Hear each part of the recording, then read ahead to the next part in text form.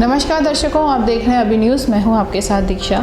अभी news celebrate कर रहा है वुमेंस स्पेशल वीक, जिसमें आज हमारे साथ मौजूद हैं अंजू सूद, डॉक्टर अंजू सूद, जो प्रिंसिपल है हनुमान प्रसाद धानुका की। मैम, उनका वेलकम करते हैं हमारे अभी न्यूज़ चैनल में और उनसे बातें करते हैं। नमस्कार मैम, आपका स्वागत है हमारे शो में। अपने बारे में कुछ बताइए हमारे दर्शकों को। मैं डॉक्टर अंजू सूद, प्रिंसिपल हनुमान प्रसाद धानुका स्कूल वृंदावन से हूँ और ये जर्नी मैंने शुरू की थी टीचिंग लाइन में।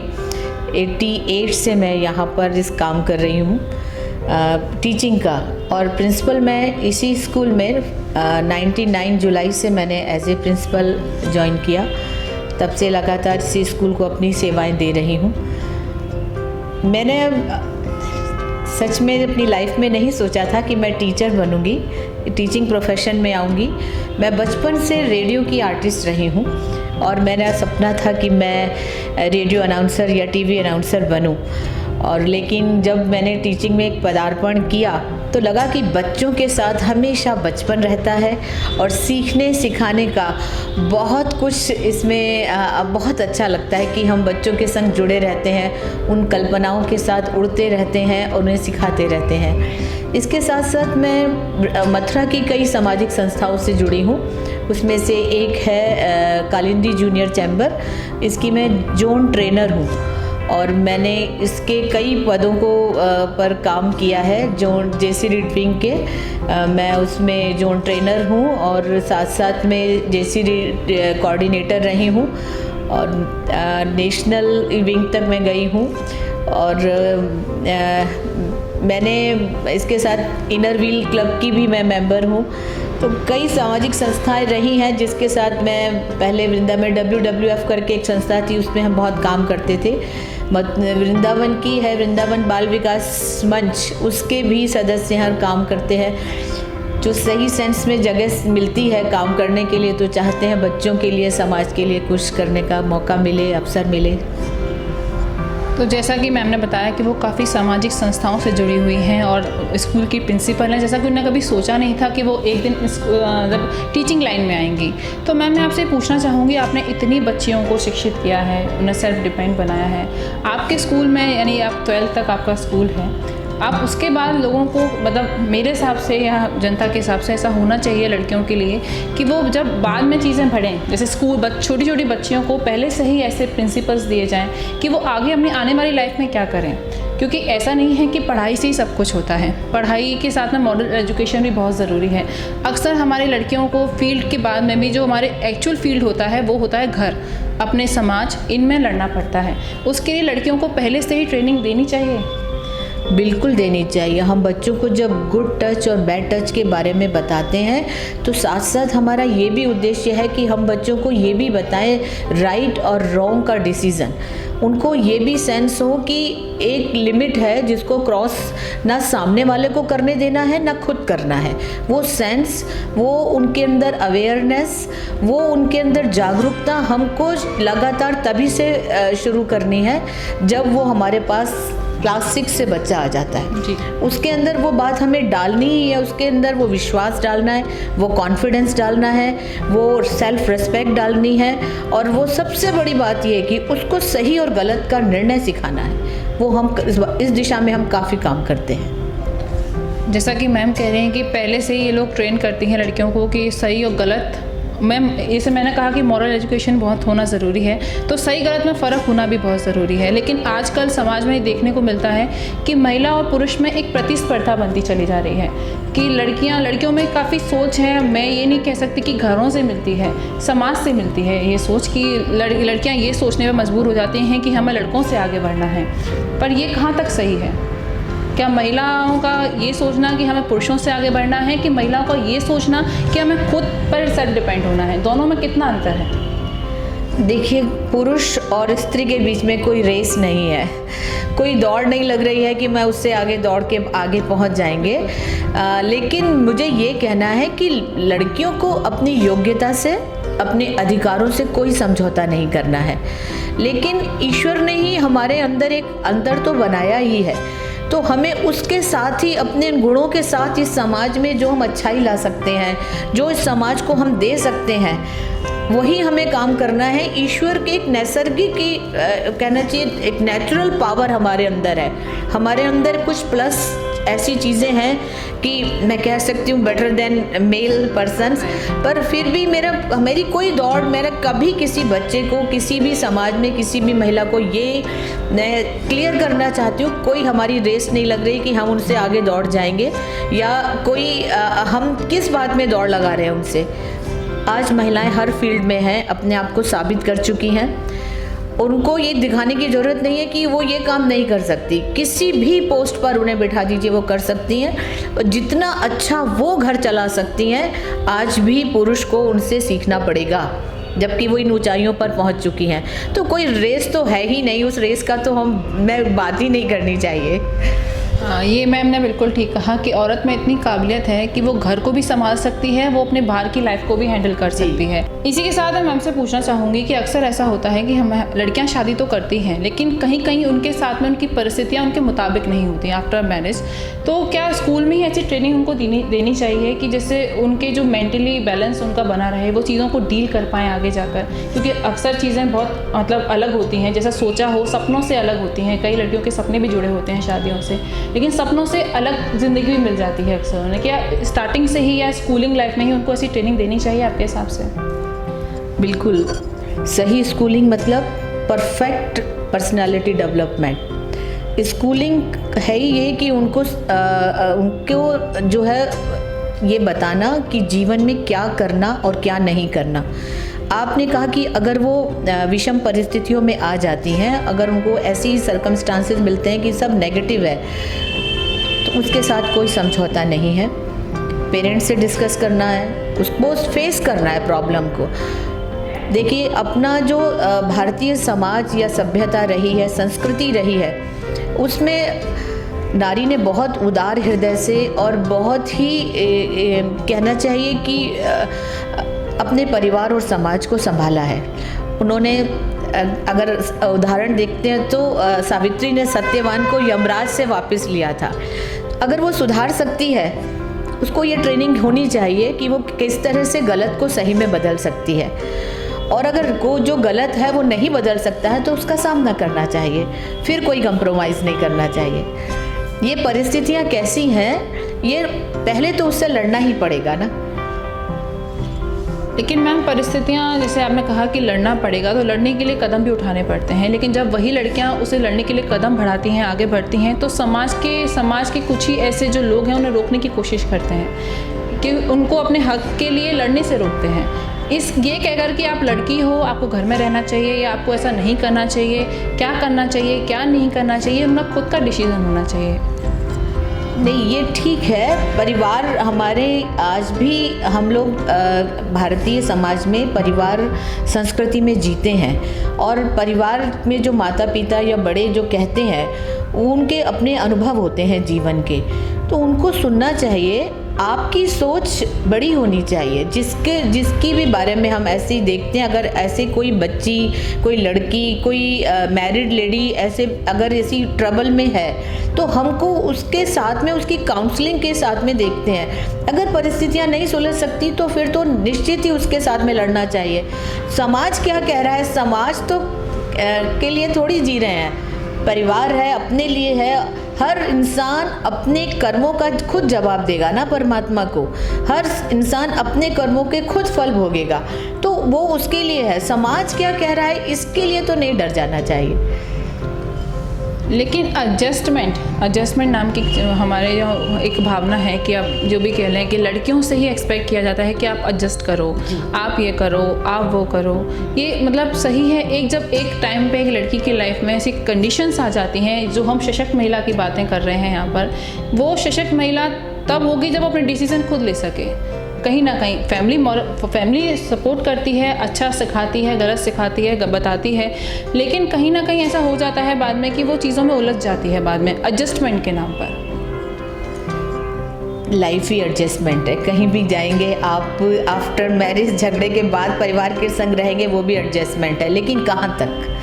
एडजस्टमेंट मतलब सरेंडर नहीं है जी। एडजस्टमेंट का मतलब ये नहीं है कि आप किसी की गलतियों का पाप या बोझ अपने सिर पर ले लेंगे। एडजस्टमेंट वहाँ तक है जहाँ पर आप कंफर्टेबल रहें और आपके आसपास की दुनिया, वो आपका परिवार, आपका समाज, आपका ऑफिस, जो भी चीज़ें हैं। महिलाओं को खाली परिवार से ही परेशानियां नहीं होती हैं, वो तो जहाँ जाती हैं ऐसी जगह उनको हर जगह फेस करना ही पड़ता है, क्योंकि हमारा जो भारतीय समाज है मेल डोमिनेटिंग रहा है। अभी महिलाओं ने प्रूव करना शुरू किया है, एक्सेप्ट कर भी रहे हैं पूरा समाज और कुछ हद तक नहीं भी कर रहे हैं। और एक आपने जो बात कही थी कि स्वयं निर्णय लेने की, तो ये अधिकार तो उसको तब से प्राप्त है मैडम जब ये संस्कृति, भारतीय हमारी संस्कृति थी, वैदिक काल से उसको स्वयंवर का अधिकार था, तो उसके पास राइट्स तो शुरू से हैं। राइट्स होना एक अलग चीज़ है। राइट्स तो बहुत सारे हैं, संविधान बनाए गए हैं, काफ़ी चीज़ें करी गई हैं, लेकिन उनका यूज़ कितना किया जा रहा है। जैसे मैंने कहा कि आपने कहा पहले से ही राइट्स हैं लड़कियों के पास में, लेकिन जब वही राइट्स वो यूज़ करने आती हैं, लाइक उनका उपयोग करती हैं, तो वही चीज़ों से उन्हें रोका भी तो जाता है। मेरा बस उससे मतलब था। मैंने तो बोला आपको कि जो नहीं सहने की बात है उस पर क्यों सहना जी। उसके लिए फिर आपके परिवार, आपके फैमिली मेम्बर्स, आपके यही लोग आपको सपोर्ट करेंगे। समाज में एकदम से बाहर लेके तो लड़की झंडा लेके नहीं निकल जाएगी कि मैं नहीं सुनूंगी। उसको अपने परिवेश में ही उन जो भी परेशानी है उनका सामना करना होगा, और वो अपनी योग्यता देखते हुए, अपनी क्षमता देखते हुए कितना उनके साथ में लड़ सकती है और कितना वो उनको छोड़कर आगे बढ़ सकती है। देखो ये समाज ऐसा है कि वो आपके ऊपर कहना चाहिए पाबंदियां लगाएगा जी। वो रोकेगा आपको, लेकिन हमको जो समाज के हित में है, परिवार के हित में है, फिर क्यों हम रुकेंगे। लेकिन हम वहाँ रुकेंगे जिससे मेरे व्यक्तिगत नुकसान हो, मेरे परिवार को नुकसान हो, या मेरी सोसाइटी, मेरे समाज पे कोई मैसेज जाए कि हम कर क्या रहे हैं, कि हम आगे बढ़ने के नाम पर कुछ गलत स्टेप ले रहे हैं, वो सब नहीं। हमारा महिलाओं की बहुत जिम्मेदारी होती है, क्योंकि पूरा परिवार उनके ऊपर निर्भर होता है। पूरी वो एक एक्सिस है, जैसे पृथ्वी अपने एक्सिस पे घूमती है ना, तो पूरा परिवार उसके तरफ एक्सिस पे घूमता है महिला के ऊपर, तो उसका तो रोल बहुत ही इम्पॉर्टेंट है। जैसे कि मैम ने बोला कि महिला का रोल बहुत इम्पॉर्टेंट है, लेकिन मैम मेरा एक क्वेश्चन है इस चीज़ के लिए कि जैसे मैंने अभी शुरू में बोला कि पुरुष और स्त्री में जो प्रतिस्पर्धा चलती है, उसके चलते लड़कियां कहीं ना कहीं अपने संस्कारों को पीछे छोड़ती चली जा रही हैं। ये इसमें कोई दोराहा नहीं है। आजकल की यूथ ऐसी हो चुकी है कि लड़कियाँ वो करना चाहती हैं जो लड़के कर रहे हैं। इस चीज़ में आपका क्या कहना है? हाँ, वो तो अपने को साबित कर चुकी हैं हर क्षेत्र में। लड़कियाँ पायलट है, लोको पायलट हैं, कंडक्टरी कर रही हैं, ऑटो चला रही हैं। किस फील्ड में आप पूछेंगे, वो तो बॉर्डर पे अपने देश की सिक्योरिटी भी कर रही हैं। डॉक्टर तो वो कब से काम कर रही हैं, टीचिंग में तो वो बहुत ज़माने से उन्होंने अपना एकाधिकार कर रखा है। तो वो तो हर फील्ड में हैं, कहाँ पीछे हैं ही नहीं लड़कियाँ तो। और प्रतिस्पर्धा मैं तो नहीं देखती हूँ कि समाज में प्रतिस्पर्धा है। देखो, प्रतिस्पर्धा इन द सेंस ऐसा हो सकता है कि girls are still underpaid. बात ऐसे मुद्दे उठाए जाए।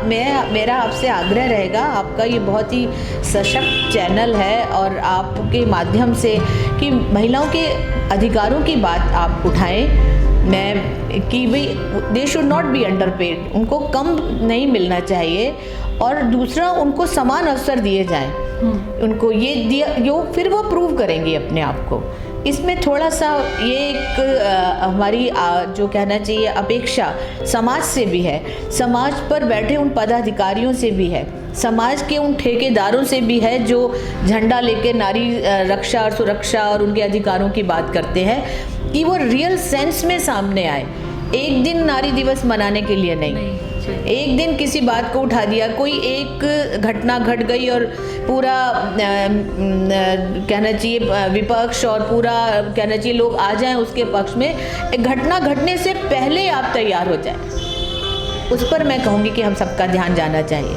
हम आज बात कर रहे हैं महिला सशक्तिकरण की। महिला शक्ति, जो सशक्तिकरण की हम बात कर रहे हैं, वो महिला जगत जननी भी है, वो भारत धरती माँ भी है, वही एक औरत भी है। वही औरत जो घर को भी संभालती है, वो बाहर को भी संभालती है, वो अपने बच्चों को इस लायक भी बनाती है कि वो बड़ा होकर कुछ बन सकें। मैम, उन्हीं की शिक्षाओं के बारे में हम बात करना चाहूँगी मैं आपसे कि जब वही बच्ची शिक्षित होने आपके यहाँ आती हैं तो पहले और अब में काफ़ी डिफरेंसेस आ गए हैं। पहले जब मतलब महिलाएं घर से निकालती हैं अपनी बच्चियों को, तो अभी की पद्धति में और पहले की पद्धति में क्या बदलाव आए हैं, और शिक्षा पद्धति में जिस बात कर रही हूँ मैं। ये तो सच कहा आपने कि पहली गुरु तो माँ ही है जी। पहली बार चलना और बोलना तो माँ ही सिखाती है। और अंतर भी आया है, रोज़ नई शिक्षा पॉलिसीज़ चेंजेस हो रही हैं। अब तो 2020 की न्यू एजुकेशन पॉलिसी आई है, उससे पहले जो गवर्नमेंट थी उसने CCE लेकर आए थे, कंटिन्यूस कॉम्प्रिहेंसिव एजुकेशन लेकर आए थे, सतत मूल्यांकन लेकर आए थे।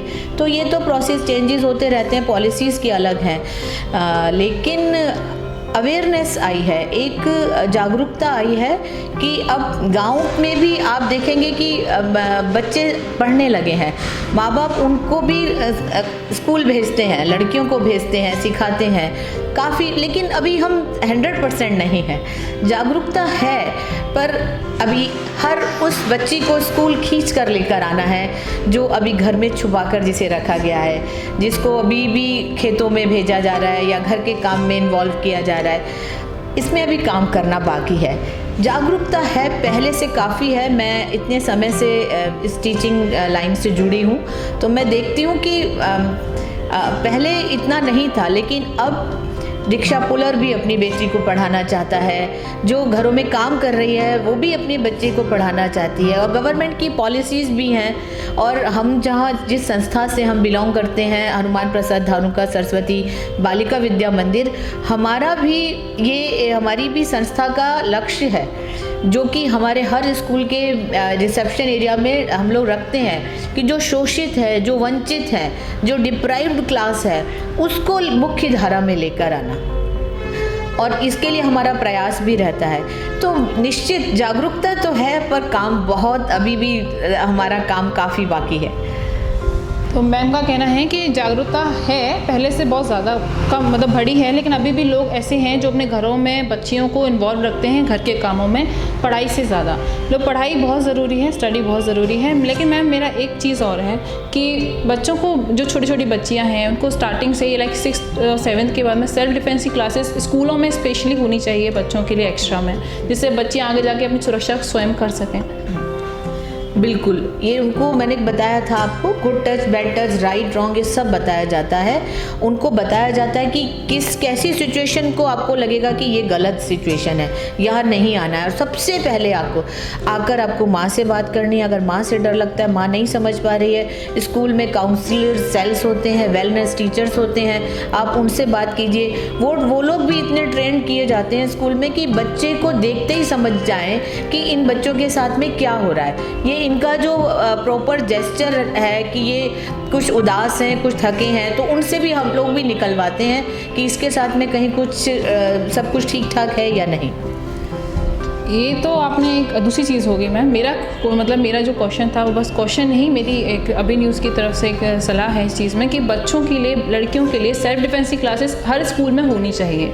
जहाँ लड़कियां हैं वहाँ ये ज़रूर होना चाहिए कि सेल्फ डिफेंस की अलग से क्लासेस बच्चों को फ्री दी जाएँ, जिससे वो हमेशा अपने आप को प्रोटेक्ट कर सकें आगे जाकर। जी, ये ऐसे समय समय पर हमारे स्कूल्स में प्रोग्राम्स होते हैं, और मुझे लगता है अभी हमारी जो गवर्नमेंट है यूपी में, उनकी तरफ से भी था कि बच्चों को सेल्फ डिपेंड के लिए कुछ कोर्सेज, कुछ क्लासेस उनको बीच बीच में आकर सिखाए जा रहे थे, बताए जा रहे थे। और CBSE की तरफ से भी है, पोक्सो करके है। ये सब सिस्टम, सारे बोर्ड्स जितने भी हैं बहुत ओवर अलर्ट रहते हैं इन सब के बारे में। स्कूल का सिस्टम ऐसा रहता है कि हम लोग उसमें काम करते हैं। सेल्फ डिपेंड का मतलब ये नहीं कि हम बच्चों को तलवार लेकर निकलना सिखा दें, हम उनके अंदर उनको ऐसी ताइक्वांडो हुआ, सुरक्षा के कई कराटे हुआ, ये सब तो चलता ही है, पर मेंटली स्ट्रॉन्ग करने की हम लोग बहुत काम करते हैं उनको, कि वो मेंटली स्ट्रॉन्ग हो और जिससे कि किसी हर तरह से वो अपने आप को सेव कर सके। मेरी ये एक अपील है उन सभी पेरेंट्स से जिनकी बच्चियां स्कूल जाती हैं, वो अपने आसपास के परिवेश में देखें, वो अपने आसपास में देखें कि बच्चे के आगे पीछे कौन ज़्यादा घूम रहा है, उनको कैसे देखो, हमारी बच्चियां हीरे की तरह हैं जिसे हमें तिजोरी में संभाल के रखना है। उस कहना चाहिए उस कीमती प्रीशियस स्टोन की तरह है जिसके ऊपर एक भी दरार या आंच नहीं आनी चाहिए। तो उनको ऐसा संभालने के लिए हमें मानसिक रूप से उन्हें स्ट्रॉन्ग बनाना होगा और ये देखना होगा कि उनके चारों तरफ किस तरह के लोग हैं, किस तरह के लोगों से बात हो रही है, कौन उनको कांटेक्ट करने की कोशिश कर रहा है। तो एक डायलॉग बीच में माँ और बेटी के बीच में, परिवार और बच्ची के बीच में बराबर रहना चाहिए। उसकी समझ को भी पेरेंट्स को समझना चाहिए कि वो बच्ची क्या समझ रही है। तो मैं उम्मीद करती हूँ समाज से कि वो अपनी बच्चियों के ऊपर एक विशेष नज़र रखेगा, उन्हें उड़ने भी देगा और कहाँ ज़रूरत है उन्हें संभालेगा भी।